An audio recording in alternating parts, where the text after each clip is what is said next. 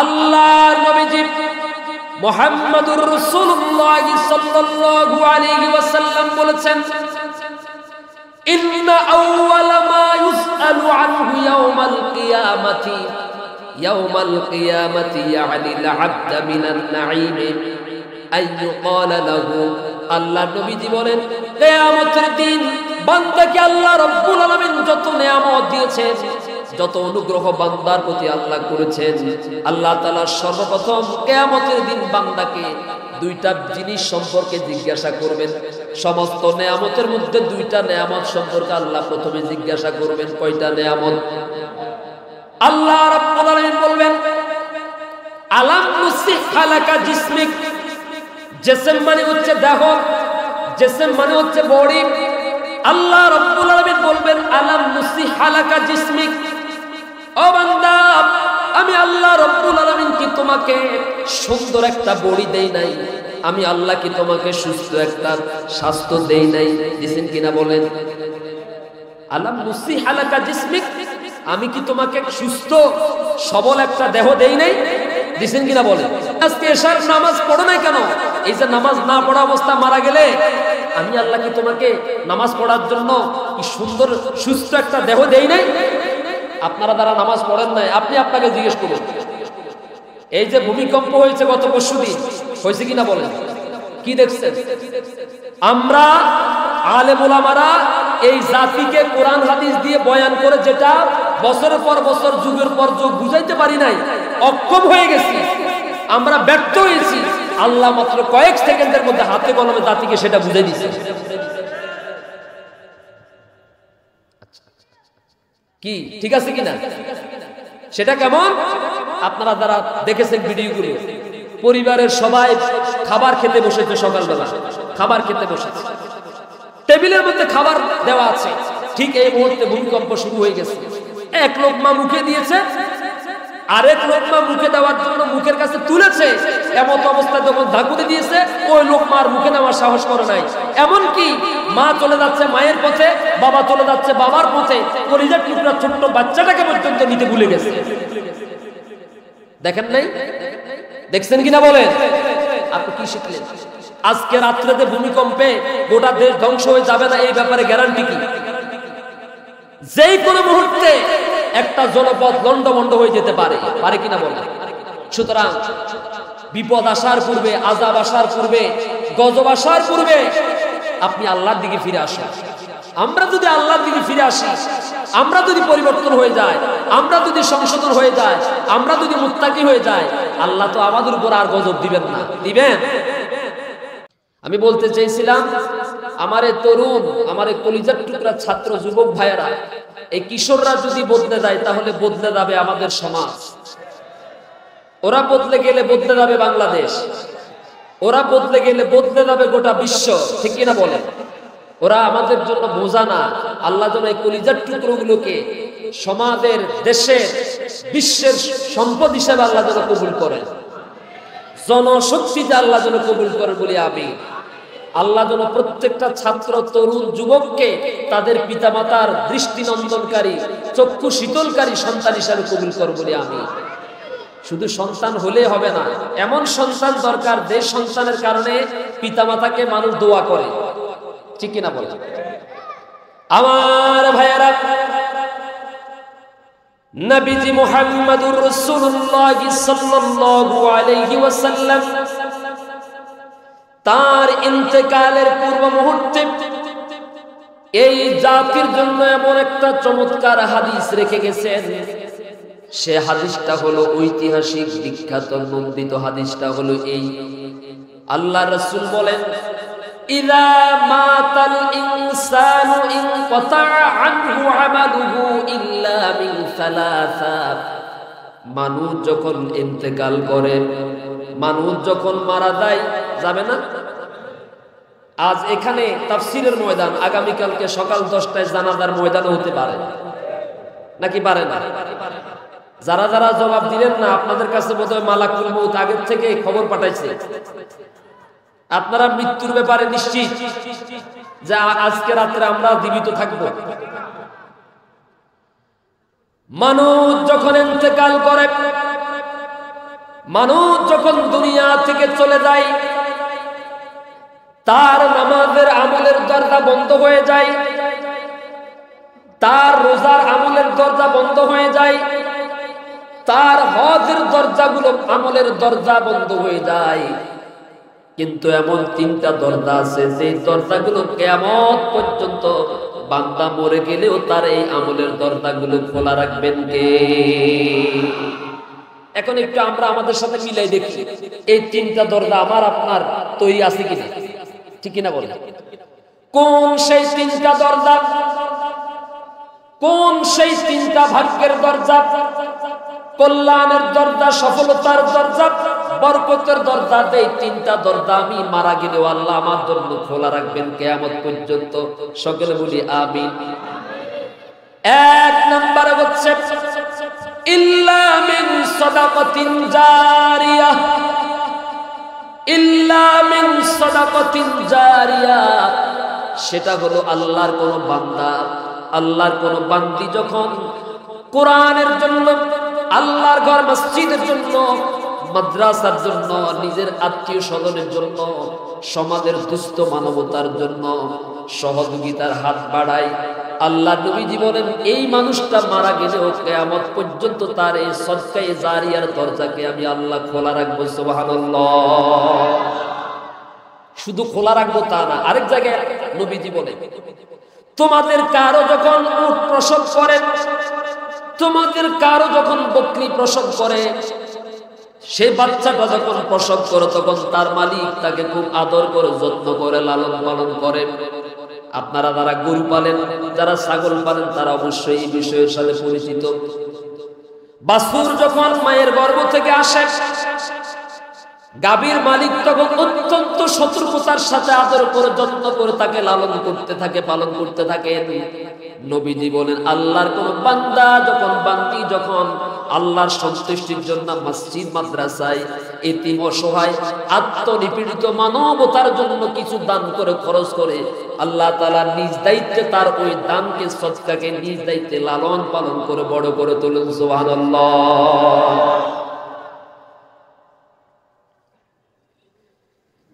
দুই নম্বরে হলো উপকারী ইলম, উপকারী জ্ঞান। এমন জ্ঞানের দরজা খুলে গেলেন, এমন জ্ঞান সমাজে বিতরণ করার জন্য, সমাজকে আলোকিত করার জন্য, সমাজের প্রতিটি ঘরে ঘরে প্রজ্বলিত করার জন্য, আলোকিত মানুষ তৈরি করার জন্য এমন একটা প্রতিষ্ঠানে আপনি এমন কিছু ইনভেস্ট করে গেলেন, বিনিয়োগ করে গেলেন, রেখে গেলেন, দিয়ে গেলেন। আপনি দুনিয়া থেকে চলে গেলেও এখান থেকে যত আলেম, এখান থেকে যত মানুষ গড়ার কারিগর তৈরি হবে, এখান থেকে যত ভালো ভালো মানুষ তৈরি হবে, কিয়ামত পর্যন্ত এরা যত আমল করবে আল্লাহ তাআলা আপনার আমল নামার মধ্যে ওই পরিমাণ সওয়াব লিখে দিবেন। সুবহানাল্লাহ। এই কোরআনটা শেখানো হয় কোথায়? এত আস্তে বললে কেমন হবে? এই কোরআন শরীফটা শেখানো হয় কোথায়? মাদ্রাসায়। ও আল্লাহর বান্দা, আপনি কোরআন শিখতে পারেন নাই, আপনি কোরআন পড়তে পারেন নাই, অন্তত আল্লাহর কোরআনকে ভালোবেসে, আল্লাহর কোরআনকে মহব্বত করে যদি এই কোরআনটা যে মাদ্রাসায় শেখানো হয়, এই যে হুগলি নুরানি হাফিজিয়া মাদ্রাসা, আপনি হয়তো জানেন না এই মাদ্রাসার ভিতরে একজন ডক্টর মিজানুর রহমান আজহারির মতো ছেলে লুকিয়ে আছে, থাকতে পারে না? এই মাদ্রাসার ভিতরে ডক্টর মিজানুর রহমান আল আজহারির মতো মানুষ লুকিয়ে আছে। এই মাদ্রাসার ভিতরে শাইখ আহমদুল্লাহ সাহেবের মতো সন্তান লুকিয়ে আছেন। এই মাদ্রাসার ভিতরে হাফিজুর রহমান সিদ্দিকী কুয়াকাটার মতো আলেম লুকিয়ে আছেন, ঠিক কিনা বলেন? এই মাদ্রাসার ভিতরে সুপ্রিম কোর্টের অনেক বড় আইনজীবী লুকিয়ে আছেন। এই মাদ্রাসার ভিতরে অনেক বড় প্রকৌশলী লুকিয়ে আছেন, বড় ব্যবসায়ী লুকিয়ে আছেন, থাকতে পারেন কিনা বলেন? হয়তো আপনি এখন বুঝতে পারবেন না, আজ থেকে 15 বছর পরে, 10 বছর, 20 বছর পরে যখন সে মানুষের মতো মানুষ হবে, তখন সে নিজে এই মাহফিলের যখন সে প্রধান অতিথি হয়ে যখন চেয়ারে বসবে, তখন পরিচয় দিয়ে বলবে আমিও তো একদিন হুগলি হাফিজিয়া মাদ্রাসার ছাত্র ছিলাম, ঠিক কিনা বলেন? তো ও যদি মানুষের মতো মানুষ হয়, সুনাম তো শুধু ওর হবে না, পুরা সমাজের হুগলিবাসীর সুনাম হবে কি হবে না? জোরে বলেন। আমার ভাইয়েরা, এই জন্য সমাজের প্রত্যেকটি বিত্তবান সম্পদশালী প্রতিটি মানুষের দায়িত্ব, যারা কোরআন পড়তে পারেন না, শিখতে পারেন নাই, জানতে পারেন নাই, অন্তত জনপদকে আলোকিত করার জন্য আপনার উপার্জিত সম্পদ থেকে সামান্যতম হইল এই মাদ্রাসার জন্য, কোরআনের জন্য কিছু দেওয়ার দরকার আছে না নাই? শুধু এখানে কথা বলছি না, সব জায়গায় দিবেন ইনশাআল্লাহ। কেন? আল্লাহ রাব্বুল আলামিন বলছেন, ইয়া আইয়ুহাল্লাযীনা আমানুত্তাকুল্লাহা ওয়াল তানজুর নাফসুম মা কদ্দামাত লিগাদ ওয়াত্তাকুল্লাহা ইন্নাল্লাহা খাবীরুম বিমা তা'মালুন। হে বিশ্বাসী বান্দা বান্দীরা, তোমরা তোমাদের রব আল্লাহকে ভয় করো। কাকে? তোমরা তোমাদের প্রতিপালককে ভয় করো। আমরা প্রশ্ন করলাম, আল্লাহ কেন আপনাকে ভয় করব, কারণ কি? আল্লাহ বললেন, এই ইহকাল ছেড়ে যখন পরকালের মেহমান হয়ে অনন্তকালের সফরে যখন তুমি রওনা করবে, বিষয়টা একটু খেয়াল করে দেখেন। আপনি যখন 15 দিনের উমরা করার জন্য সফরে বের হন, 45 দিনের হজ করার জন্য সফরে বের হন, বাড়ি থেকে বের হওয়ার সময় ঔষধপত্র, কাপড় চোপড়, টাকা পয়সা সবগুলো নিয়ে আপনি প্রস্তুতি নিয়ে তারপরে বের হন, ঠিক কিনা বলেন? ভিসা, পাসপোর্ট সহ। আপনার আপনজন, আত্মীয়স্বজন আপনাকে যখন বাড়ি থেকে বিদায় করে দেয়, তারা কিন্তু চূড়ান্ত ভাবে আপনাকে বিদায় দেয় না। মনে মনে একটা টান থাকে, ভরসা থাকে, আশা থাকে। আমাদের আপনজন, আমাদের ভাই অথবা বাবা, আমাদের স্বামী অথবা বোন, স্ত্রী, বন্ধু বান্ধব, প্রতিবেশী 15 দিন 40 দিনের হজের সফর শেষ হলে, ভ্রমণ শেষ হয়ে গেলে আবার ফিরে আসবে, অর্থাৎ আপনাকে পরিপূর্ণভাবে বিদায় দেয় না, ঠিক কিনা বলেন? কিন্তু হে আল্লাহর বান্দা, এমন একটা কাল আছে সবার সামনে। কাল হচ্ছে দুইটা আল্লাহর কাছে, একটা হচ্ছে ইহকাল, আর একটা হচ্ছে, সবাই বলেন, একটা হচ্ছে ইহকাল আর একটা হচ্ছে, এখন আমরা কোন কালে আছি? জোরে বলেন। এখন আমরা আছি ইহকালে।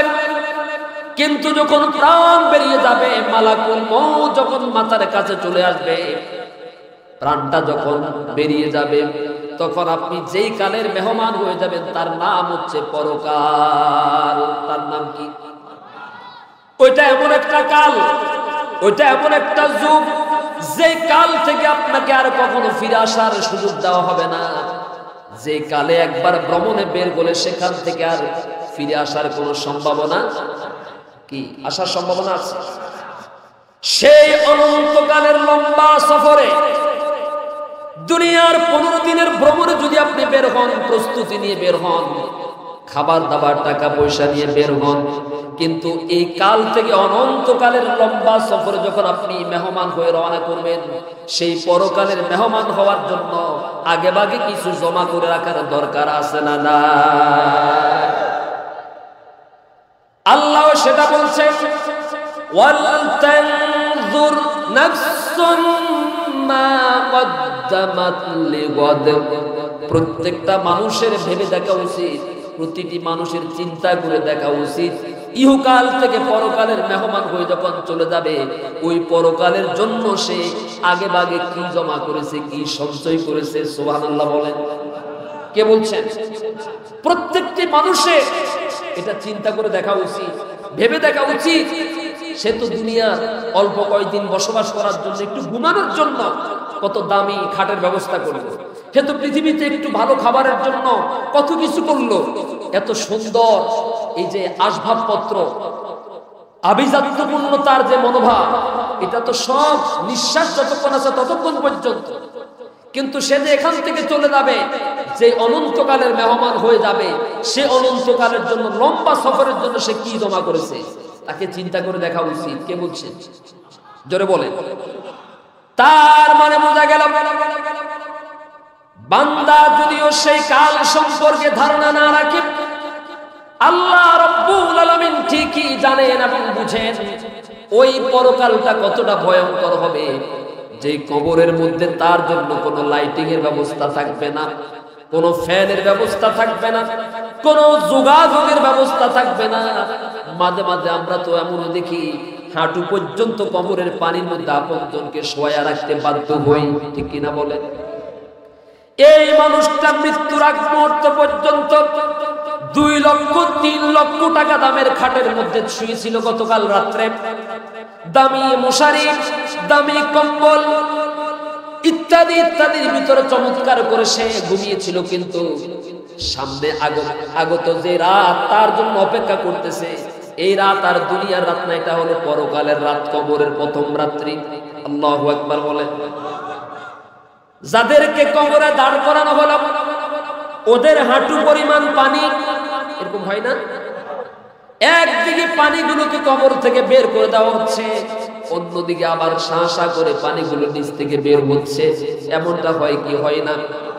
আল্লাহ বলছেন, হে আমার গোলাম, হে আমার বিশ্বাসী বান্দা এবং বান্দিরা, দুনিয়ার জন্য এত কিছু জমা করলা, এত কিছু রেখে গেলা, এত কিছু নির্মাণ করলা, তৈরি করলা, বানিয়ে রাখলা, কিন্তু এখান থেকে মেহমান হয়ে অনন্তকালের লম্বা সফরে যখন তুমি যাবে, ওখানের জন্য কি জমা করেছে একটু মনটাকে জিজ্ঞেস করে দেখো। আবার বলছেন ওয়াত্তাকুল্লাহ,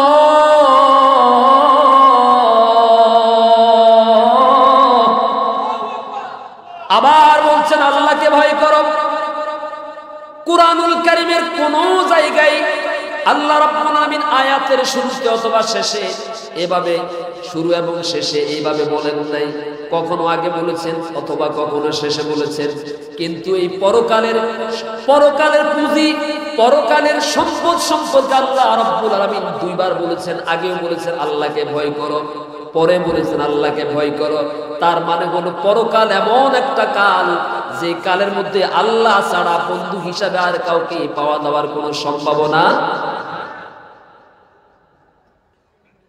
আমার ভাইয়েরা, তাহলে 2টা পয়েন্ট বললাম, সেটা হচ্ছে 1 নাম্বার হচ্ছে সদকায়ে জারিয়া, সদকায়ে। 2 নাম্বার হচ্ছে উপকারী ইলম, উপকারী জ্ঞান। এমন একটা জ্ঞানের দরজা খুলে গেলেন, এমন একটা প্রতিষ্ঠান তৈরি করে গেলেন, গড়ে গেলেন, তার জন্য কিছু বিনিয়োগ করে গেলেন। আপনি মরে গেলেও সেখান থেকে হাজার হাজার মানুষ তৈরি হবে, ওরা যা আমল করবে আমলের একটা অংশ আল্লাহ তাআলা কিয়ামত পর্যন্ত আপনার আমলনামার মধ্যে পৌঁছাইয়া দিবেন। সুবহানাল্লাহ। সন্দেহ আছে? সন্দেহ আছে? 3 নাম্বার হচ্ছে নেককার সন্তান। কি সন্তান? কি সন্তান? সন্তান 2 প্রকার, একটা হলো কুসন্তান। কি সন্তান? কুসন্তান। আরেকটা হচ্ছে নেককার সন্তান। এবার আপনি মিলে দেখেন, আমাদের তো সবার সন্তান আছে, আছে না নাই? আপনি কি পেরেছেন বাবা হিসাবে এখনো ওই মানের একজন সন্তান তৈরি করতে? যে সন্তানের ব্যাপারে নবীজি বলেছেন নেককার সন্তান, যেই নেককার সন্তান বাবার ইন্তেকালের পরে বাবার জন্য আল্লাহর কাছে দোয়া করবে, রব্বির হামহুমা কামা রব্বায়ানি সগীরা। পড়েন সবাই, রব্বির হামহুমা কামা রব্বায়ানি সগীরা। এমন সন্তান, যেই সন্তান তার পিতার জন্য মাতার জন্য 5 ওয়াক্ত নামাজের পরে আল্লাহর কাছে হাত উত্তোলন করে দোয়া করবে। সুবহানাল্লাহ বলেন। যেই সন্তানের দিকে তাকালেই পিতামাতার চক্ষু শীতল হয়ে যায়, যেই সন্তানের দিকে তাকালেই পিতামাতার মনটা ঠান্ডা হয়ে যায়, এমন সন্তান রেখে গেলেন যেই সন্তান স্কুলে গেলে ওর দিকে কোনো স্যার তার দিকে তাকালেই কোন স্যার যদি তার দিকে তাকায়, উস্তাদেরা যদি তার দিকে তাকায়, তাদেরও মন ভরে যায়। এমন সন্তান রেখে গেলেন, যেই সন্তান সমাজে যখন বিচরণ করে তখন সমাজের মানুষও তাকে নিয়ে গর্ববোধ করে। সুবহানাল্লাহ কোন। এমন সন্তান হুগলিতে দুই একটা আছে না নাই? এটা হলো নেককার সন্তান, যেই সন্তানের ব্যাপারে আল্লাহ তাআলা নিজে শিখিয়ে দিচ্ছেন, রব্বানা হাব লানা মিন আজওয়াজিনা ওয়া যুররিয়াতিনা কুররাতা আ'য়ুন ওয়াজআলনা লিল মুত্তাকিনা ইমামা। জোরে বলুন আমিন।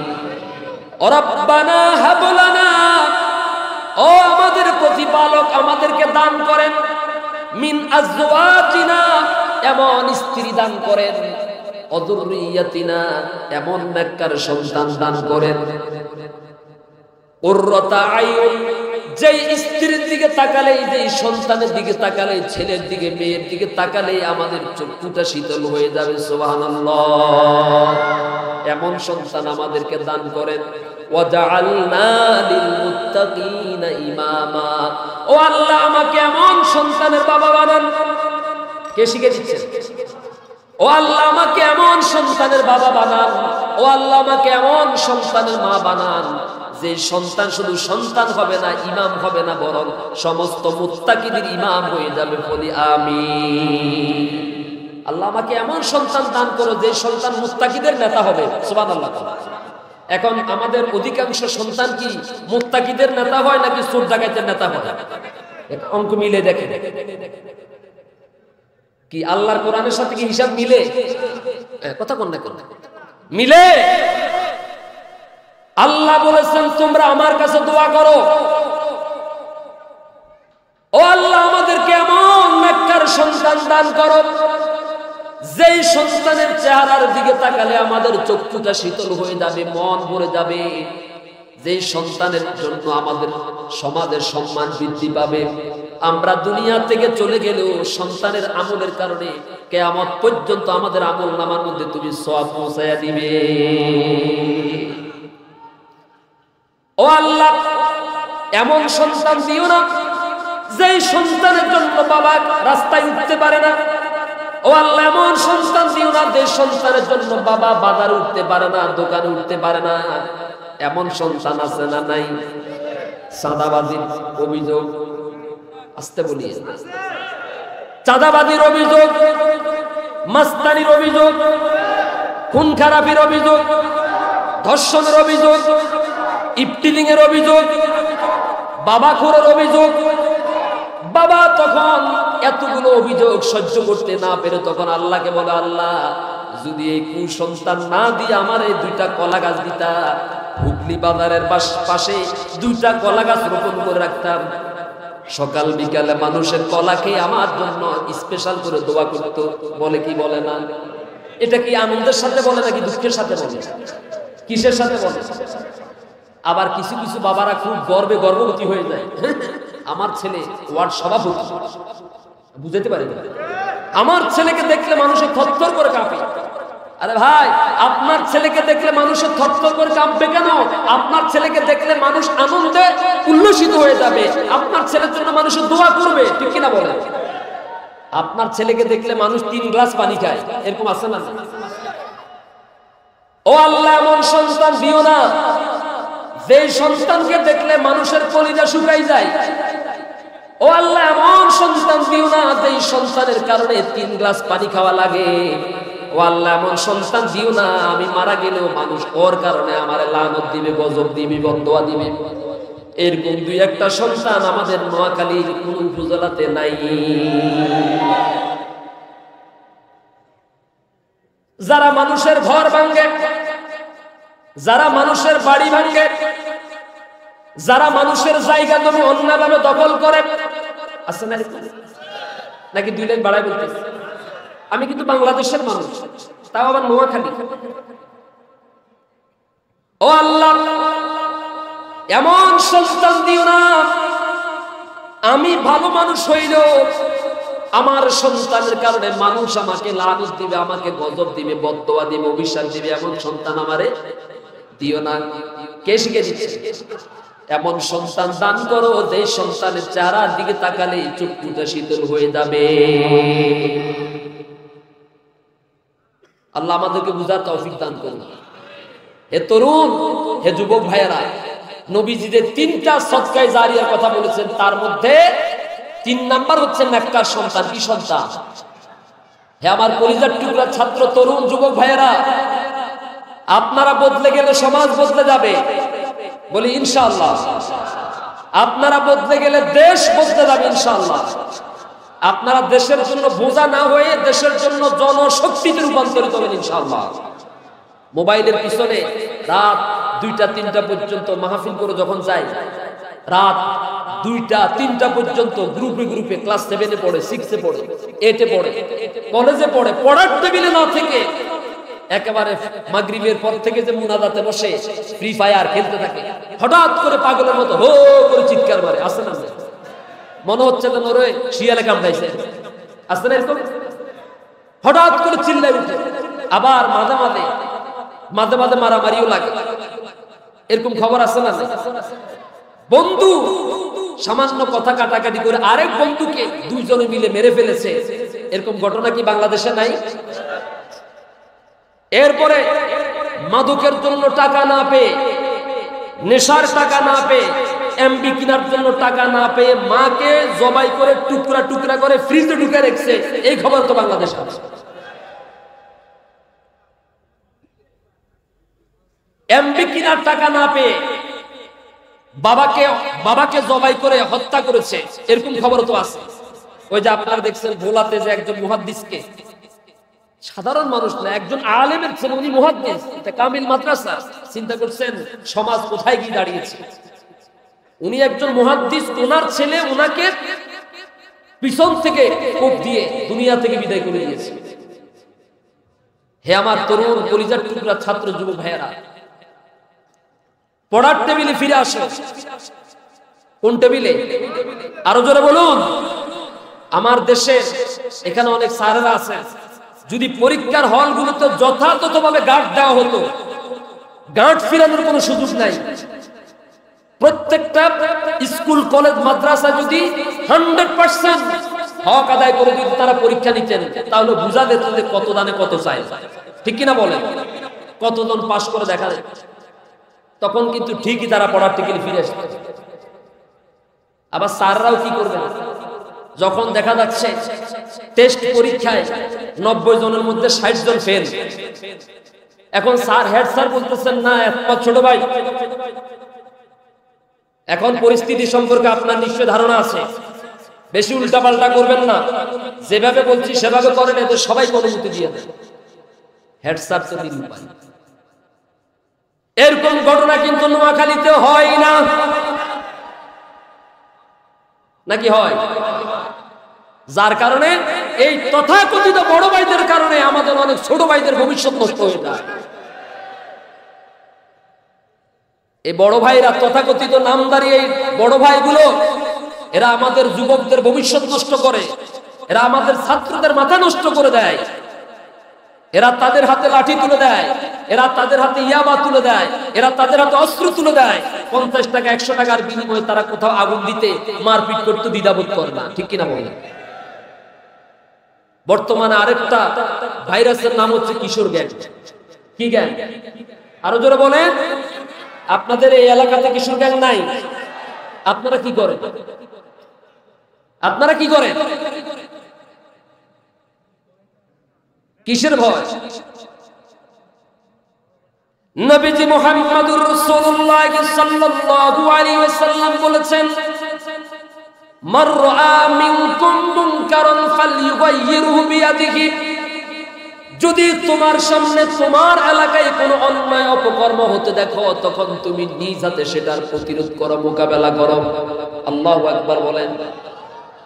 সমাজের মধ্যে 3-4টা ছেলে, 4-5টা ছেলে একটা গ্রুপ তৈরি করেছে, যার নাম হচ্ছে কিশোর গ্যাং। শত শত নয়, হাজার হাজার মানুষ ওই সমাজে বাস করে, আর ওরা সবাই দেখতেছে, তামসা দেখতেছে। যার কারণে প্রতিবাদ না করার কারণে, মোকাবেলা না করার কারণে তাদের সাহস দিন দিন আরো বেড়ে যায়, ঠিক নয় কি?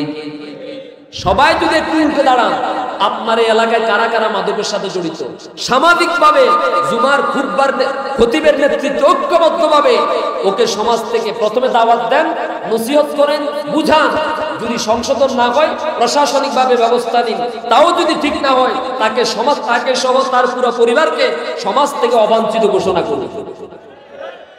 মনে রাখবেন, অপরাধী বাহ্যিক শক্তি যত বেশি মনে হয় দেখেন, কিন্তু আল্লাহ তাআলা বলছেন ইন্না কাইদাশ শাইতানি কানা দাঈফা, শয়তানের চক্রান্ত, তার কৌশল আসলেই কি দুর্বল। আপনারা একটু ঘুরে দাঁড়ান, দেখবেন তো সমাজ বদলে যায়। বড় পাইছুস কি, পিটাইতে পিটাইতে পানিতে ফেলে দিবেন। পাগলামির জায়গা আমাদের এলাকায় না। সবাই যদি ঐক্যবদ্ধ হয়ে বের হন তাহলে সমাজ বদলে যাবে।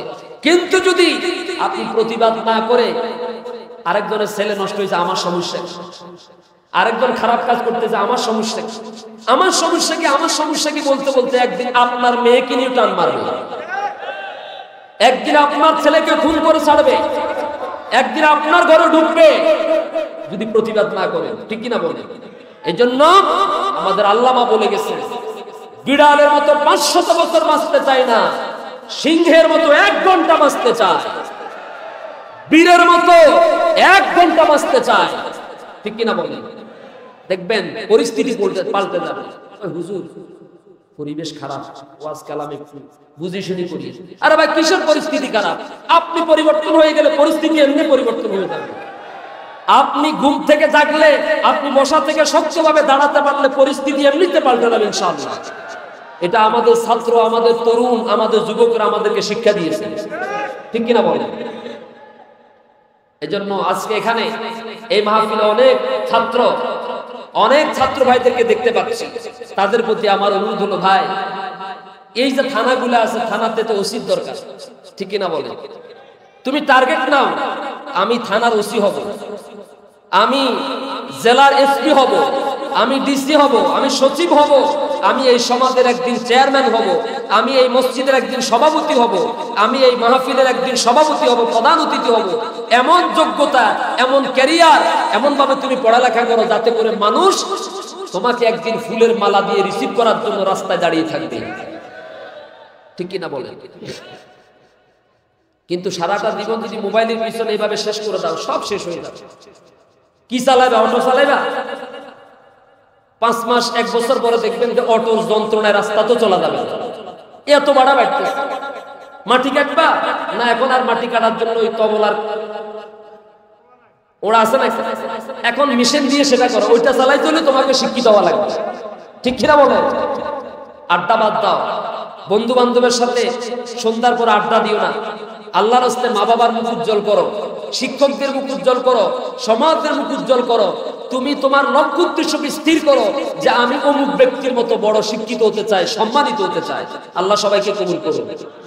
আর সমাজে গ্রুপিং তৈরি করবা না। কি একটা সময় আসছে, এই এলাকাতে 4-5 জন মিলে একজনকে বড় ভাই বানায় ফেলেছে, ঠিক কিনা বলুন? তো বড় ভাইয়ের বৈশিষ্ট্য কি? বড় ভাইয়ের বৈশিষ্ট্য হচ্ছে দোনো হাতের মধ্যে শিকল 2টা লাগানো, আছে না? দোনো হাতের মধ্যে শিকল 2টা লাগানো, একেবারে গেঞ্জি একটা গায়ে দেয়, কলার এটারে একেবারে কি করে দেয়, খাড়া করে দেয়, আছে না এরকম? বুতাম কিন্তু যতই শীত আসুক, ওই তথাকথিত বড় ভাইরা কখনো কিন্তু এই বুকের বুতাম এগুলা মারা না, বুঝাইতে পারি? দেখবেন মাঝে মাঝে হুন্ডার পিছনে বসে শীতে একেবারে, মানে আর কি বলতাম, তার অস্তিত্ব বিলীন হওয়ার পথে, এরপরেও ভাব নিয়ে থাকে নেতা নেতা ভাব। শীতে কিন্তু ভিতরে ভিতরে কারবার শেষ। এরকম নেতা আছে না ভাই? হে আমার ছাত্র ভাইয়েরা, কাউকে বড় ভাই হিসাবে গ্রহণ করো না, তুমি নিজে বড় ভাই হওয়ার চিন্তা করো। তুমি নিজে মানুষের মতো মানুষ হও, যেন আজকের এই মাহফিলের যিনি প্রধান অতিথি হয়েছেন, সভাপতি হয়েছেন, এই জায়গায় যেন তুমি বসতে পারো, এই নিয়ত পড়ালেখা ইনশাআল্লাহ বলি। আল্লাহ আমাদেরকে তৌফিক দান করুন। আরো জোরে বলি আমি। এই যৌবন কালটা হচ্ছে আল্লাহ প্রদত্ত একটা নেয়ামত। কি? আবার কলিজার টুকরা যুবক ভাইয়েরা, ছাত্র ভাইয়েরা, তরুণ কৃষক তরুণ কিশোর ভাইয়েরা, আল্লাহ রাব্বুল আলামিন আমাদেরকে যেই জীবন দিয়েছেন, যে হায়াত দিয়েছেন, এই সময়টা হলো যৌবনকালটা হলো আল্লাহ প্রদত্ত একটা নেয়ামত। আলহামদুলিল্লাহ কোন। এই যৌবনকাল কি সব সময় থাকবে? এই জন্য নবীজি বলেছেন, পাঁচটা জিনিস হারিয়ে যাওয়ার পূর্বে, পাঁচটা জিনিস চলে যাওয়ার পূর্বে, পাঁচটা জিনিসকে মূল্যায়ন করো, গনিমত মনে করো। সুবহানাল্লাহ বলেন। কয়টা? এক নম্বরে হচ্ছেন, এক নম্বরে নবীজি সাল্লাল্লাহু আলাইহি সাল্লাম বললেন, বার্ধক্য আসার আগে যৌবনকালকে আমানত হিসেবে ব্যবহার করো, যত্ন করো। সুবহানাল্লাহ বলেন। তুমি কি দেখতে পাও না প্রতিদিন মোটরসাইকেল অ্যাক্সিডেন্টে কত যুবক মারা যায়, যায় না? তুমি কি দেখতে পাও না ভূমিকম্পে বিল্ডিং এর নিচে চাপা পড়ে কতগুলো তরুণ মারা গেল? তুমি কি দেখতে পাও না গার্মেন্টসে আগুন লাগলে তরুণ যুবকেরা মারা যায়? তুমি কি দেখতে পাও না সমুদ্রের নৌকা ডুবিতে, জাহাজ ডুবিতে তরুণ যুবকেরা মারা যায়? তুমি কি দেখতে পাও না প্রতিদিন টেলিভিশনের পর্দায়, প্রতিদিন খবরের কাগজে মোটরসাইকেল, বাস অ্যাক্সিডেন্ট, ট্রাক অ্যাক্সিডেন্টের ঘটনায় তরুণ কৃষক যুবকেরা মারা যায়? তুমি কি দেখতে পাও না রাজপথের আন্দোলনে, রাজপথের আন্দোলনে স্বৈরাচারদের গুলিতে মাত্র কয়েকদিনের ব্যবধানে প্রায় 2000-এর মতো তরুণ তাদা প্রাণ দুনিয়া থেকে চলে গেছে, গেছে কিনা বলেন? তার মানে বোঝা গেল পৃথিবীতে আসার একটা নির্দিষ্ট সময়সীমা থাকলেও যাওয়ার কোনো নির্দিষ্ট সময়সীমা আল্লাহর কাছে সীমা আছে, সময়সীমা আছে। কিন্তু তুমি ভাবছো তোমার দাদা 120 বছর হায়াত পেয়েছে, তুমি তার নাতি, এই আশায় এই ভরসায় তুমি এখনো আল্লাহর ঘর মসজিদ চিনো না, তুমি এখনো ইসলাম চিনো না, তুমি এখনো কোরআন বুঝতে চাও না। তুমি ভাবছো আমিও আমার দাদার মতো 120 বছর হায়াত পাবো, এই আশায় তুমি সময় অতিক্রম করছো না। তুমি কি দেখতে পাও না মাঝে মাঝে দাদার কাঁধের মধ্যে নাতির লাশের খাটিয়ে উঠে? কথা কোন না, কথা ছিল এরকম, সন্তানের কাঁধের মধ্যে বাবার লাশের খাটিয়া উঠবে, কিন্তু অধিকাংশ ক্ষেত্রে দেখা যায় বাবার কাঁধের মধ্যে সন্তানের লাশের খাটিয়া উঠে। কথা ছিল বাবার কবরের মধ্যে সন্তান মাটি দিবে, কিন্তু অধিকাংশ ক্ষেত্রে দেখা যায় সন্তানের কবরের মধ্যে বাবার নিজ হাতে মাটি দেয়। দাদা দুনিয়াতে আগে এসেছেন, আগেই দুনিয়া থেকে চলে যাওয়ার কথা, নাতির কাঁধের মধ্যে দাদার লাশের খাটিয়া উঠার কথা, কিন্তু অধিকাংশ ক্ষেত্রে দেখা যায় দাদার কাঁধের মধ্যে নাতির লাশের খাটিয়া, এরপরে নাতির কবরের মধ্যে দাদা নিজ হাতে কব মাটি দিচ্ছে। এরকম আছে না নাই? অতএব অতএব এই যৌবনকালকে, এই শক্তিকে আল্লাহর দেওয়া আমানত মনে করে, আল্লাহর দেওয়া নেয়ামত মনে করে, নেয়ামত মনে করে আল্লাহর ঘর মসজিদে ফিরে আসো। সমাজটাকে বদলাও, জীবনটাকে বদলাও। তোমরা বদলে গেলে আল্লাহ তোমাদেরকে বদলায়া দিবেন। বলি আমিন। যে জাতি তার নিজেদের ভাগ্য বদলাতে পারে না, নিজেরা সিদ্ধান্ত নেয় না, আল্লাহ সেই জাতির ভাগ্য পরিবর্তন। তোমরা সিদ্ধান্ত নাও, এই সমাজের মধ্যে যত, এই হুগলি এই এলাকার মধ্যে, এই সমাজে যতগুলো 60-70 জন ছাত্র তরুণ আছে, তোমরা সবাই মিলে একটা সামাজিক সংগঠন তৈরি করো। ওই সংগঠনের একজন সদস্য বেনামাজি হতে পারবে না। তোমরা সিদ্ধান্ত নাও, আমরা সবাই 5 ওয়াক্ত নামাজ জামাতের সাথে আদায় করব। তোমরা সিদ্ধান্ত নাও, আমাদের এই সংগঠনের কোন ছাত্র নেশার সাথে জড়িত হতে পারবে না। আমাদের এই সংগঠনের কোন সদস্য ইয়াবার সাথে, ইফতিলিং এর সাথে জড়িত হতে পারবে না। আসো আমরা সবাই, আমাদের এই টিম, আমরা ঐক্যবদ্ধভাবে সিদ্ধান্ত গ্রহণ করি, আমরা আমাদের সমাজকে একটা আলোকিত সমাজ হিসাবে উপহার দেব ইনশাআল্লাহ। কি ওরা যদি নিয়ত করে পারবে না? পারবে কিনা বলেন? শুধু মোবাইলের জায়গা, যে হাতে মোবাইল থাকে সেই হাতে বইটা উঠাই নাও, ঠিক কিনা বলেন? দৈনিক তুমি 6 ঘন্টা, অন্তত 6 ঘন্টা তুমি পড়ার টেবিলে সময় দা, দেখবে তুমি ইনশাআল্লাহ ভালো একটা রেজাল্ট করতে পারবে। তুমি যে বিষয়ে পড়াশোনা করো সেই বিষয়টাকে গভীরভাবে অধ্যয়ন করো। তুমি সায়েন্সে পড়ো, তুমি এটার একেবারে আদ্য প্রান্ত, একেবারে গোড়া থেকে এটার রহস্য উন্মোচন করো। যত বিজ্ঞানীদের ইতিহাস আছে এগুলো একটু পড়ে দেখো।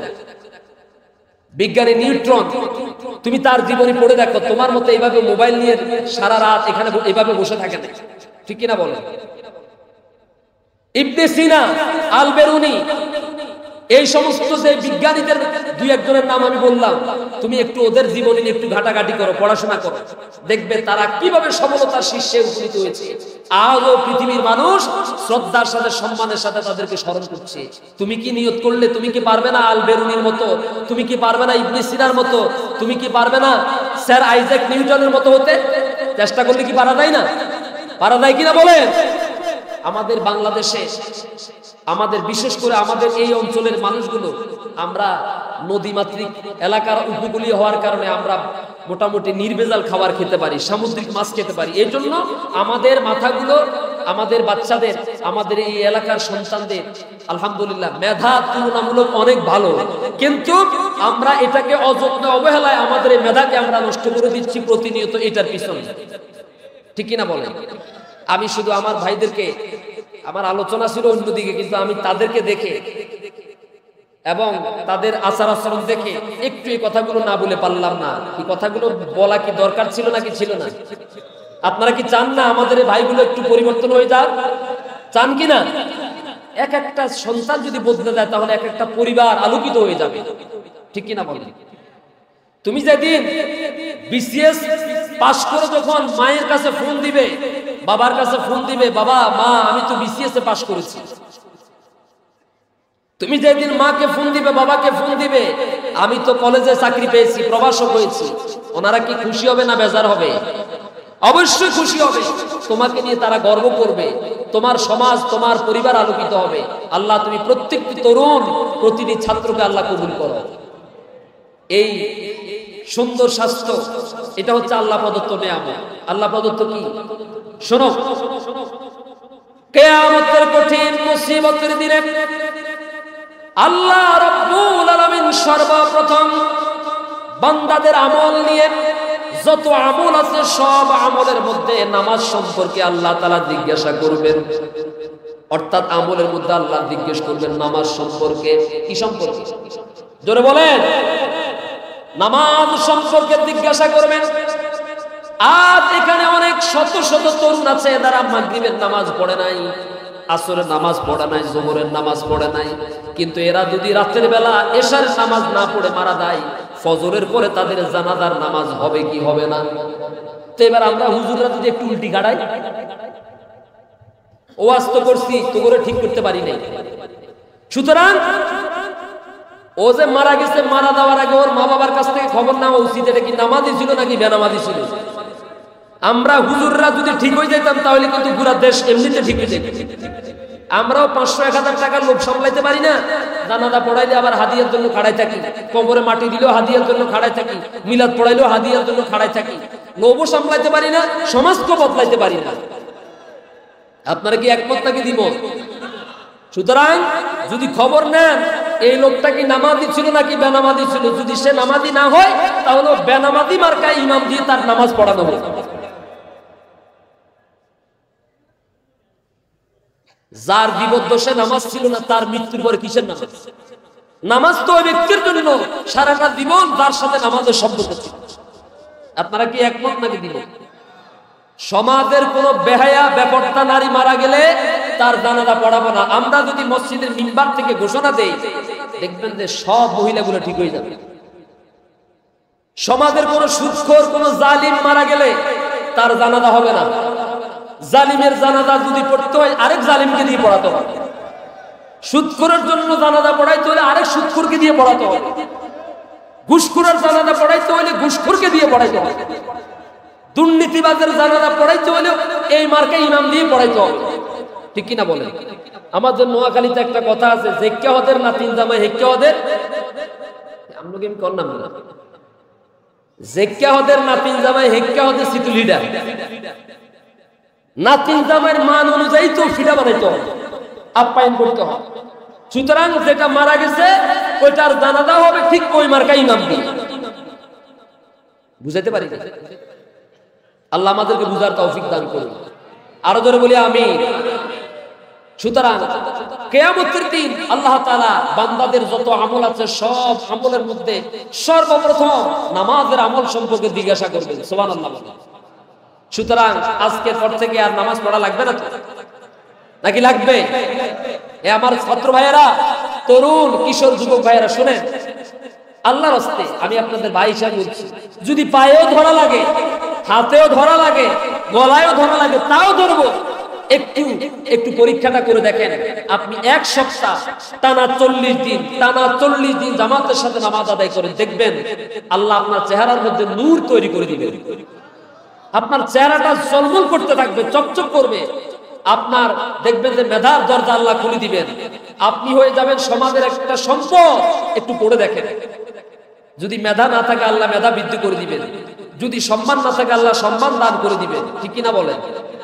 আমাদের ছেলেরা নামাজ পড়ে ঠিক, যখন পরীক্ষা আসে, পরীক্ষা ডেট হয়, তো পরীক্ষার 2-3 দিন আগের থেকে একেবারে শুধু 5 ওয়াক্ত নামাজ পড়ে তা না, তাহাজ্জুদ নামাজ সহকারে পড়ে। কি সহকারে?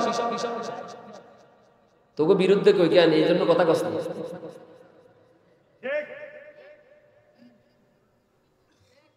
শুধু যে 5 ওয়াক্ত নামাজ পড়ে তা না, তাহাজ্জুদ নামাজ সহকারে পড়ে। তখন মা চিন্তা করে, মাশাআল্লাহ আমার ছেলেরে কোন হুজুরেতে বড়ি খাওয়াইছে, হ্যাঁ, কোন হুজুরের ওয়াজে আমার ছেলেটা হেদায়েত প্রাপ্ত হয়ে গেছে, আলহামদুলিল্লাহ।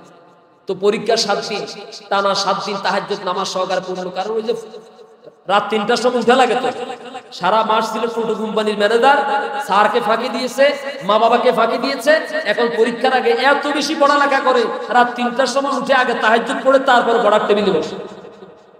এরপর আল্লাহর বলে, আল্লাহ সারা দিন তো বান্দরামি করছি, টাউট বাটপারি করছি, বড় ভাইয়ের পিছনে সময় দিছি, পড়ালেখা তো করতে পারি নাই।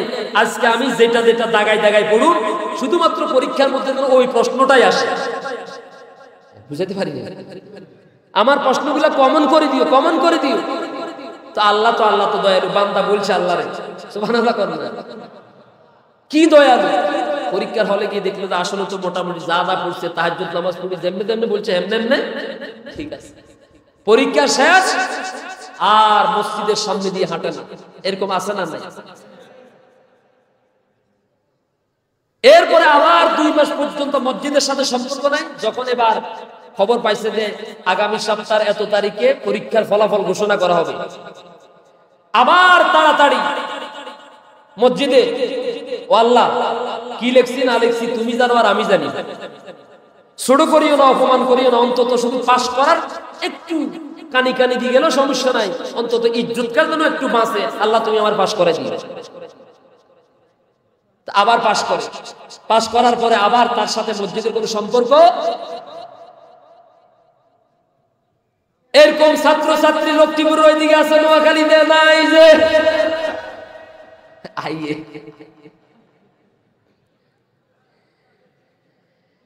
তা আমরা কি শুধু পরীক্ষার সময় আল্লাহকে আল্লাহ হিসাবে মানবো, পরীক্ষার পরে মানবো না, নাকি সবসময় মানবো?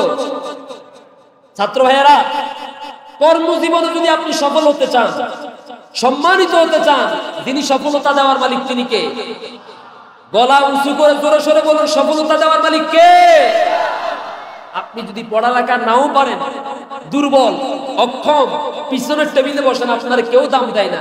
আপনার সাথে যদি আল্লাহর সাথে সম্পর্ক থাকে, শুধু পড়ালেখা শেষ, কলেজটা শেষ করেন, বিশ্ববিদ্যালয় এই আঙ্গিনা শেষ করেন, কর্মজীবনে আল্লাহ আপনাকে সামনের টেবিলে যে ছেলেটা থাকার কথা ছিল তার আগে আল্লাহ আপনাকে বসাই দিতে পারে। আছে না এরকম? ছাত্র জীবনে আমরা দেখেছি যারা পিছনের টেবিলে ছিল একেবারে হ্যাবলা টাইপের, সরল মানা, পড়ালেখা দিতে পারো ঠিক মতো, বাড়ির কাজ দিতে পারতো না। ওমা কর্মজীবনে দেখি যে হে এখন কোটি টাকার মালিক। আছে না নাই? কিরে বন্ধু, তুই এই টাকার মালিক হইলি কিভাবে? ওই যে যদিও পড়ালেখা দিতে পারতো না, কিন্তু শিক্ষকদের সাথে কখনো, উস্তাদদের সাথে কখনো বেয়াদবি করতো না। ঠিক কিনা বলে? উস্তাদদের সাথে সম্মানজনক আচরণ করতো। শোনো, আমরা, আমাদের মা বাবা আমাদেরকে শুধু জন্ম দিয়েছে, কি দিয়েছে, আর আমাদেরকে এই পর্যন্ত আসতে গিয়ে মানুষের মতো মানুষ যারা বানিয়েছেন তারা হচ্ছেন আমাদের স্যার, আমাদের হুজুররা, আমাদের উস্তাদেরা। ঠিক কিনা বলে? জীবনে যদি সফল হতে চাও, জীবনে যদি ভাগ্যের দরজাকে প্রসারিত করতে চাও, সর্বপ্রথম আল্লাহর সাথে তোমার সম্পর্ক শক্ত রাখো। 2 নম্বরে মা বাবার খেদমত করো, তাদের সাথে সম্মানজনক আচরণ করো। 3 নম্বরে উস্তাদের সাথে, প্রাইমারিতে পড়ো, মুক্তবে পড়ো, কলেজে পড়ো, যেখানে পড়ো, স্যারদের সাথে সর্বোচ্চ সম্মান দিয়ে আচরণ দিয়ে চলবে। দেখবে তোমার মেধা যদি দুর্বল হয়, আল্লাহ তোমাকে কর্মজীবনে অনেক বড় জায়গায় পৌঁছায় দিবেন স্যার এবং হুজুরদের দোয়ার কারণে।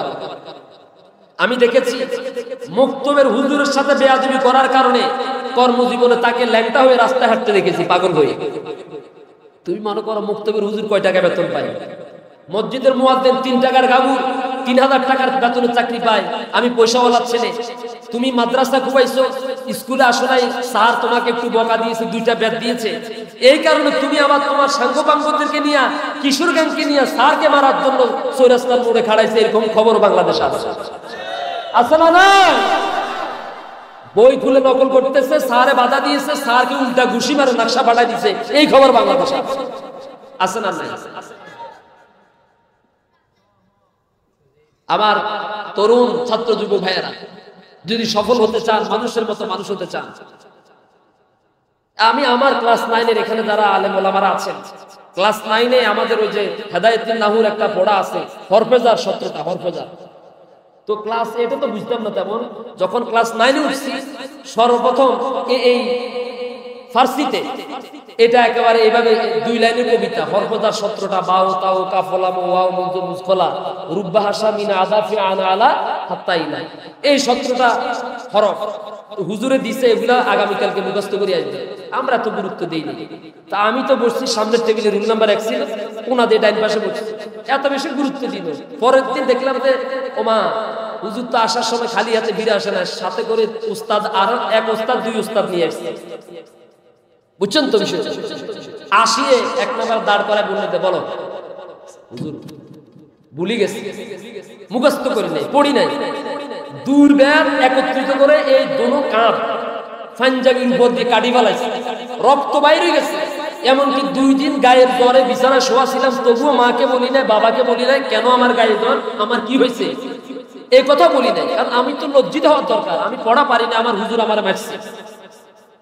এখন বর্তমান প্রেক্ষাপট থেকে মাত্র 10-15 বছরের ব্যবধানে কি মাস্টারের এত বড় ক্ষমতা, হুজুরের মুক্তবের হুজুরের এত বড় ক্ষমতা, মাদ্রাসার হুজুরের এত বড় ক্ষমতা, আমার পোলারে পিটাইলো, আমার পোলার মারলো, এটা কি মেনে নেওয়া যায়? উল্টা গিয়ে হুজুরকে পিটাইছে, হুজুরকে মারছে, রক্তাক্ত করছে, এরকম খবরও তো আমাদের বাংলাদেশে আছে, আছে না? নাই। আজকে আল্লাহর কাছে মাফ চাই, আমি গর্ব করি না আল্লাহে, যখন আমার এলাকাতে মাহফিল হয়, আমি মাহফিলের প্রধান মেহমান আর আমার হুজুর সভাপতি।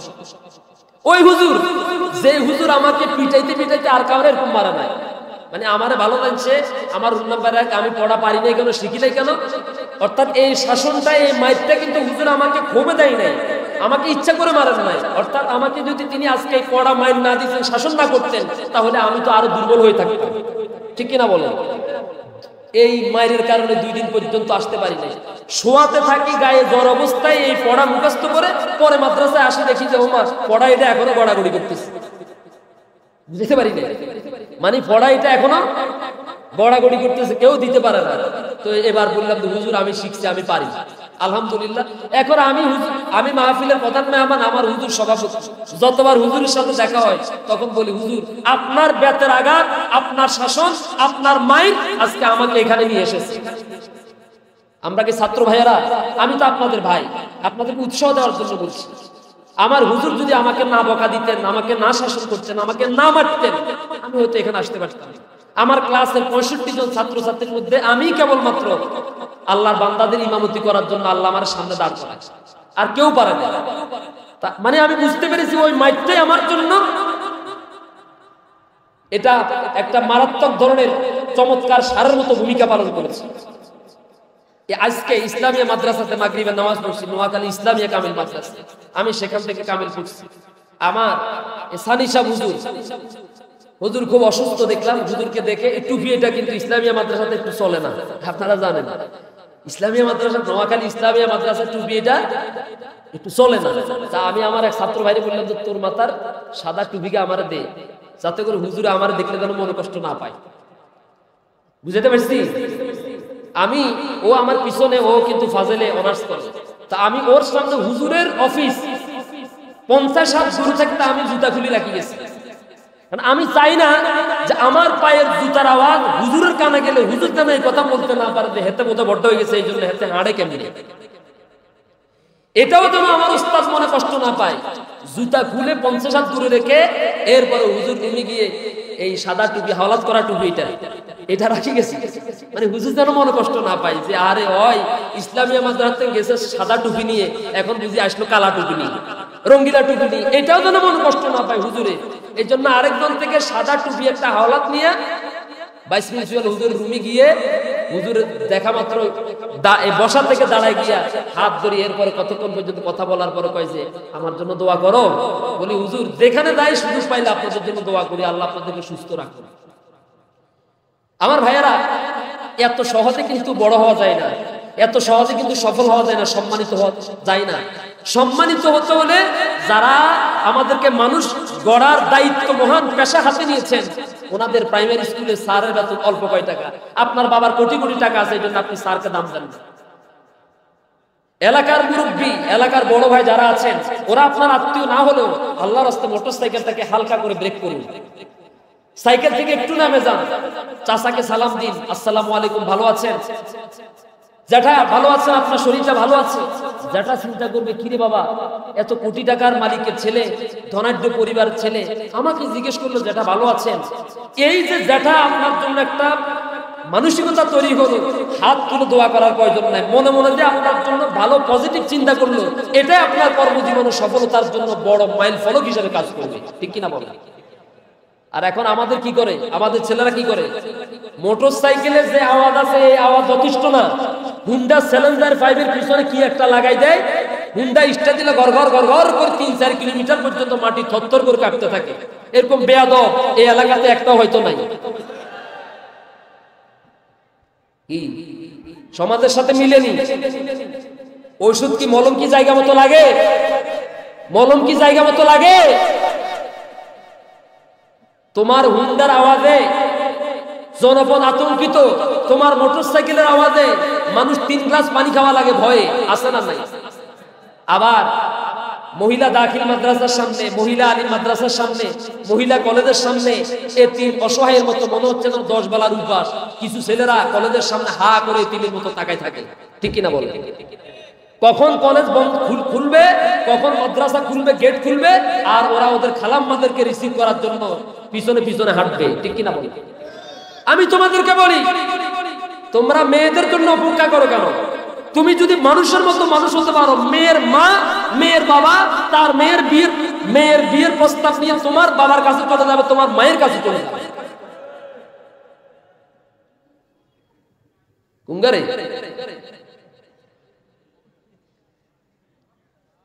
তুমি মেয়ের পিছনে দাঁড়িয়ে থাকার দরকার নাই, তাহলে তোমার লাইফও শেষ, মেয়ের লাইফও শেষ, তোমার সবকিছু ধ্বংস হয়ে যাবে। তুমি ওর জন্য অপেক্ষা করার দরকার নাই, সময় আসবে ওর মা বাবা তোমার জন্য অপেক্ষা করবে, ঠিক কিনা বলে? আল্লাহ তুমি তৌফিক দিও, বলি আমিন। তাহলে আমরা চাই আমাদের পুরো সমাজটা বদলে যাক, আমরা চাই আমাদের সমাজটা আলোকিত হোক, আর আমাদের সমাজকে আলোকিত করবে এক একটা যুবক, এক একটা লাইট, ঠিক কিনা বলেন? এক একটা কিশোর, এক একটা ছাত্র, এক একটা আলোকবর্তিকা, এরাই আমাদের সমাজকে আলোকিত করবে ইনশাআল্লাহ। আল্লাহ যেন তৌফিক দান করেন। তাহলে এটা হচ্ছে আমানত, এটা হচ্ছে নেয়ামত, এটা রহমত। এই যৌবনকালকে অপচয় করো না। আমার ভাইয়েরা, আল্লাহ রাব্বুল আলামিন কিয়ামতের দিন জিজ্ঞেস করবেন, আলাম নুসিহা লাকা জিসমিক, আমি কি তোমাকে সুস্থ একটা বডি দেই নাই, সুস্থ একটা দেহ কি আমি তোমাকে দেই নাই? কেন নামাজ পড়লে না? কেন কোরআন তেলাওয়াত শিখলে না? কেন আমার দিন মোতাবেক চললে না? কেন ইসলামী অনুশাসন মোতাবেক চললে না? কেন আমার বিধান মেনে চললে না? রাসূলের আদর্শ মেনে চললে না? ওয়ানারুয়াকা মিনাল মাইল বারিদ, আমি আল্লাহ রাব্বুল আলামিন কি তোমাকে ঠান্ডা পানি পান করাই নাই? কথা বলেন না, কি ঠান্ডা পানি পান করার নাই? দেখেন, এখানে একটা পানির কল, ওখানে একটা পানির কল, এটার পানি মিষ্টি, ওটার পানি লুনা, এরকম আছে না নাই? আবার কিছু কিছু জায়গা আছে পুরো এলাকার সব যত পানির কল বসায় সব জায়গায় নুনা আর নুনা, আছে না নাই?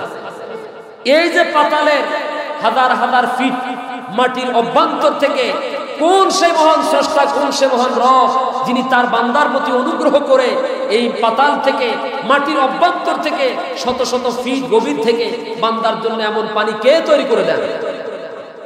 আপনার 80 বছরের জীবনে কত হাজার লিটার পানি পান করেছেন, হিসাব আছে নাকি? কিন্তু আপনি যদি এখান থেকে মাত্র কয়েক কিলোমিটার দূরে নোয়াখালী শহরে গিয়ে বসবাস করেন, সেখানে শহরে পানির লাইন আছে না নাই? আপনি যদি প্রত্যেক মাসের 26 তারিখে 28 তারিখে পানির বিল পরিশোধ না করেন, কর্তৃপক্ষ আপনার পানির লাইন রাখবে নাকি বন্ধ করে দিবে? ও আল্লাহর গোলাম, আল্লাহ কিয়ামতের দিন এই পানি সম্পর্কে আপনাকে জিজ্ঞাসা করবেন, আমি কি তোমাকে পানি পান করাই নাই?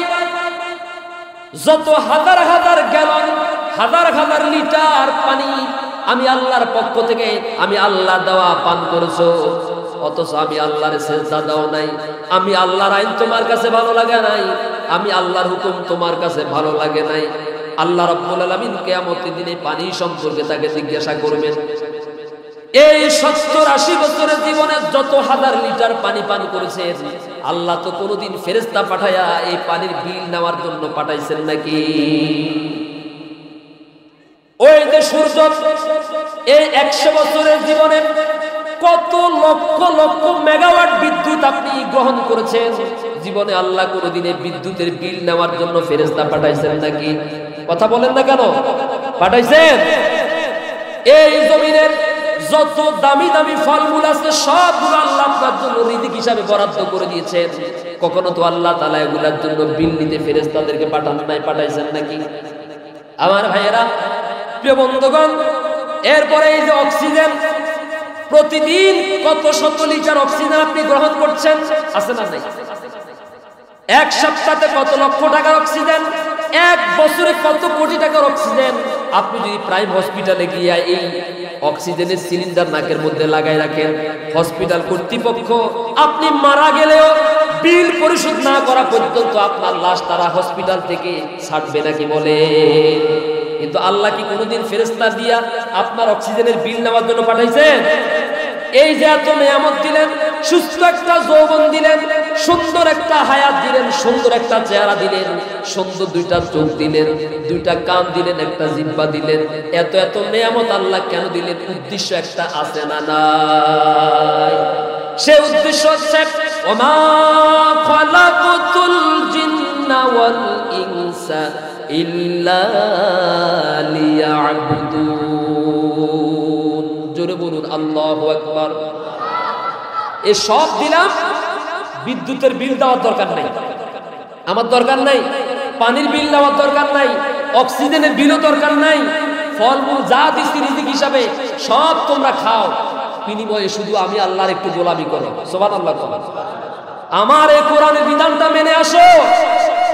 এই কোরআনটা দিয়েছি তোমাদের জীবনকে পরিবর্তন করার জন্য, বদলাবার জন্য, তোমাদের আলোর পথ প্রদর্শন করার জন্য, তোমাদের হেদায়েতের জন্য, মুক্তির জন্য, সফলতার জন্য। সংসার থেকে সংসদ ভবন পর্যন্ত সব জায়গায় আমার কোরআনের বিধান মানতেই হবে, এর বিকল্প। আপনারা বোধহয় মনে কষ্ট পাইছেন। আমরা বান্দা কার? এই জমিন কার? আসমান কার? পাহাড় পর্বত কার? সমুদ্র মহাসমুদ্র কার? আমরা কার? এটা কার? ধরে বলুন। আমাদের জীবন। এই যে মোবাইল কোম্পানি, শেষ আলোচনা। আপনারা যারা মোবাইল কিনেছেন, মোবাইল কেনার জন্য যখন বাজারে গেছেন, আপনাকে কি দোকানদার এইভাবে খালি মোবাইল দিছে নাকি একটা প্যাকেট সহকারে দিছে? ওই প্যাকেটের ভিতরে কি শুধু মোবাইল ছিল নাকি আরো কিছু ছিল? চার্জার ছিল, হেডফোন ছিল, ব্যাটারি ছিল, এরপর আর কি ছিল বলতে পারবেন? একটা ক্যাটালগ ছিল, একটা সংবিধান ছিল, ঠিক কিনা বলেন? অর্থাৎ মোবাইলটা আপনি কত ঘন্টা চার্জে রাখবেন, কোন ফাংশন কিভাবে ইউজ করবেন, কিভাবে মোবাইল বন্ধ করবেন, কিভাবে খুলবেন, সব কথা আছে না নাই? মোবাইল কেনার পর দোকানদার বলেছে এখান থেকে নেওয়ার সঙ্গে সঙ্গে টানা 8 ঘন্টা চার্জে দিবেন, ঠিক কিনা? এখন আপনি যদি মনে করেন যে আমার পকেটের টাকা দিয়ে মোবাইল কিনছি, বেটা চার্জ দিল কি না দিল কি, তা আপনি চার্জে না দিয়ে ভিডিও দেখা শুরু করছেন, ব্যাটারি এটা টিকার কথা ছিল 10 বছর, কিন্তু সেখানে মাত্র 2 মাসে শেষ। ঠিক কিনা বলেন?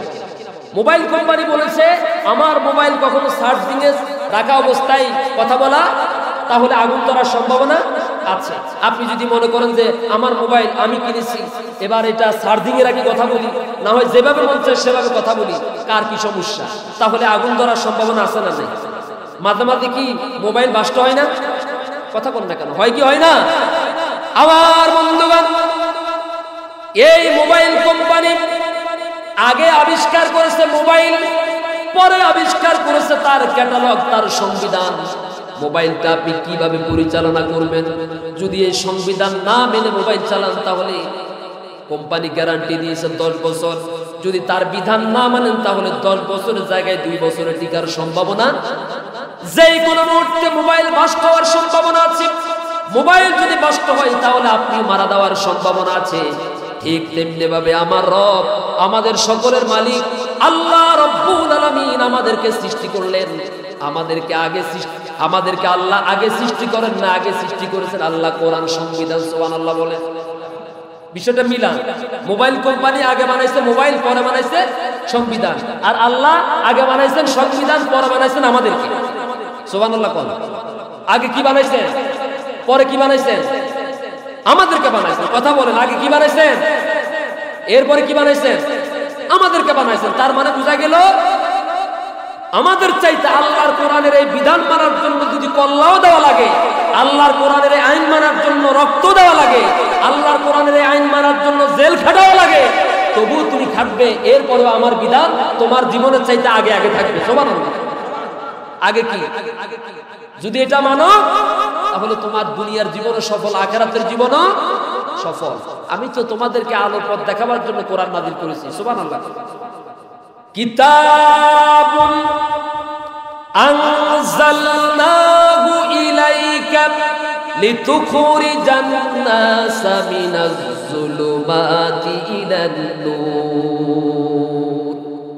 হে রাসূল, আপনার উপরে কিতাবটা নাযিল করলাম, এই কোরআনটা নাযিল করলাম যাতে করে গোটা দুনিয়ার সমস্ত অন্ধকারে থাকা মানুষগুলোকে আলোর দিকে, কোরআনের আলো দিয়ে যেন আলোর দিকে নিয়ে আসতে পারেন। সুবহানাল্লাহ। এই কোরআনের এক নাম হচ্ছে নূর। কোরআনের এক নাম কি? আবার নূর নামে কোরআনে একটা সূরাও আছে, আছে না নাই? সূরাতুন নূর। 114টা সূরার মধ্যে একটা সূরার নাম হচ্ছে সূরাতুন নূর। নূর মানে কি? আলো। নূর মানে লাইট। অর্থাৎ কেউ যদি আল্লাহর জান্নাতে যেতে চায়, আল্লাহর জান্নাতে যাওয়ার জন্য যদি কোরআনের কাছে আসে, কোরআনকে যদি পরিপূর্ণভাবে মেনে চলে, রাসূল কারীম সাল্লাল্লাহু আলাইহি সাল্লামের আদর্শকে যদি মেনে চলে, কোরআন তাকে সরাসরি আল্লাহর জান্নাতে পৌঁছানো পর্যন্ত আলো দিবে। জোরে বলুন সুবহানাল্লাহ। আল্লাহ তাআলা আমাদের সবাইকে কবুল করুন বলি আমিন। যুবক, ছাত্র, তরুণ ভাইদেরকে নিয়ে যে কথাগুলো বলেছি, আল্লাহ যেন তাদের সবাইকে কোরআনের এই সুশীতল ছায়াতলে আসার তৌফিক দান করেন। ওদেরকে যেন আল্লাহ উমরের মতো, উসমানের মতো, আলী রাদিয়াল্লাহু তাআলা আনহুমদের মতো কবুল করে বলি আমিন। ওরা যেন এই যুগের শ্রেষ্ঠ শ্রেষ্ঠ শিক্ষাবিদ হতে পারে বলি আমিন। আজকের এই মাহফিলের আয়োজন যারা করেছেন, বুদ্ধি, অর্থ, পরামর্শ এবং শ্রোতা হয়ে যারা মাহফিলকে প্রাণবন্ত করেছেন, আল্লাহ তাআলা কিয়ামতের দিন আরশ আযীমের ছায়ার নিচে তাদের সবাইকে একত্রে থাকার তৌফিক দান করুন। হাদা মা ইনদি ওয়াল ইলমু ইনদাল্লাহ আলাইহি তাওয়াক্কাল।